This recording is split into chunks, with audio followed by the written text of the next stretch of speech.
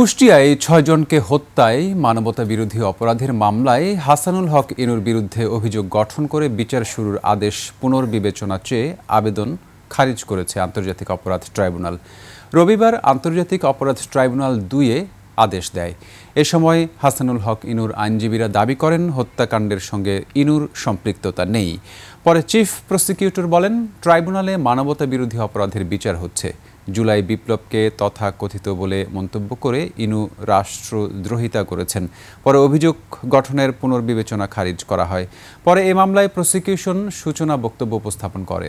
এদিকে শেখ হাসিনার মামলার রায় ঘিরে টেলিভিশনের টকশো অনুষ্ঠানে বিএনপি নেতা ফজলুর রহমানের বিরুদ্ধে আদালত অবমাননায় প্রসিকিউশনের অভিযোগের শুনানি হবে আজ।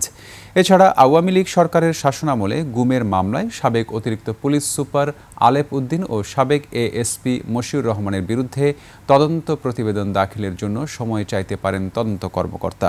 চানখারপুলে ৬ জনকে হত্যা মামলায় শাহবাগ থানার সাবেক ওসি আরশাদ হোসেনের পক্ষে সাফাই সাক্ষীর জবানবন্দি দেওয়ারও কথা রয়েছে আজ।